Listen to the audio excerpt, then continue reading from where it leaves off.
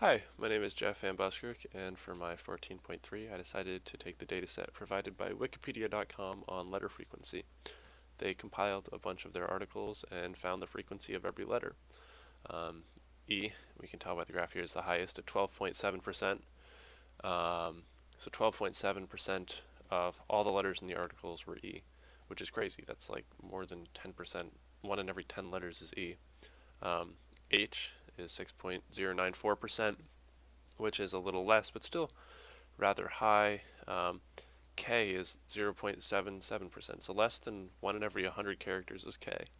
And so personally, I think this data is really cool, simply because it's not something we think about how often we type certain letters, but it certainly is something that is very prevalent. What is kind of annoying about this data is that it is a little difficult to read. The percentages are pretty far away from the letters, so if we grab this here, the little tab, we can change the size, the width of each column, and so now we can bring the percentages much closer to the letters here. What is still somewhat annoying is that it's kind of hard to find which is the most used, which is the least used. So if we select all of our data here, we go to the data tab up here, and we go to sort. Right now it's currently sorting by column A, and if we set this to column B, we can sort it like this.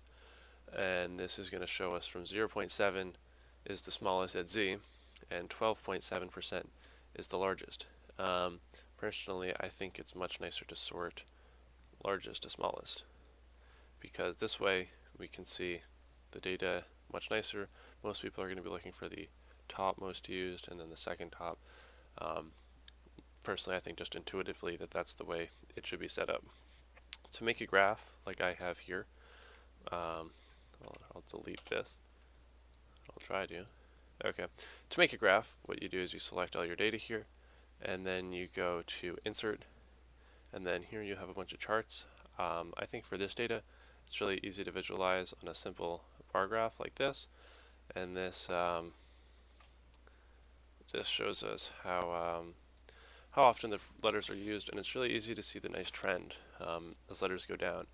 E is by far the most, while R, S, and H are all pretty close. It seems to be sort of a wavy pattern here. There's a sort of tiers. We have an outlier here, then we have a tier here, a tier here, a tier here, and then the bottom four is like a fourth little tier. Another thing that you can do with this data is, let's say you're only looking for certain letters. Maybe we only want to have the vowels, for instance. If you come and you select your data here, and then we go to sort and filter, we can add a filter, which will give us a little drop down box here, and then we can select which letters we want. So I'm going to deselect all and then select the letters I want. I want A, we'll do the vowels. We want A, E, I, O, and U. If we do that, we will have just the vowels. Now this sort of messes up our chart a little bit, so I'm going to drag it out like this. Just realize that this chart is a little misleading. Up here is not 100%, this is only 14, but you can see that E is the most used, A, O, and I are the middle used, and U is the bottom over here.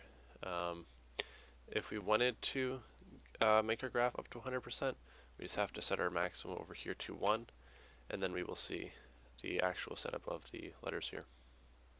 To get our data back, all we have to do is come back to this, click this box, and then we will have all of our data again, and then we can resize our graph to be a little bit more visually pleasing. I think it's nice when the graph only goes up to about 20%. I set that in wrong, we want 0.2. Simply because the letters don't go up that high, and it's a lot nicer to see the trend when the full graph is used. I hope you enjoyed my data set. This has been word frequency provided by wikipedia.com, or letter frequency, sorry. I hope you enjoyed. Thank you.